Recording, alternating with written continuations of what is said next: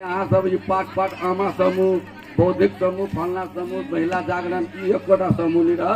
वही विदेह नगर पालिका में समन्वय करके काम अहाँ सबके आगाड़ी बढ़ाई हुई है। ताहि दुआरे विदेह नगर पालिका पूरा परिवार अहाँ सबके महिला सबके नारी सबके दिवस में संलग्न है, साथ है। सही बात बुझा पड़त।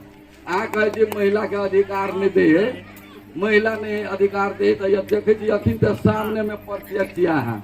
मेयर है पुरुष तो उप मेयर मैडम है महिला, केना नहीं अधिकार देने कत वंचित कर देने से कहू।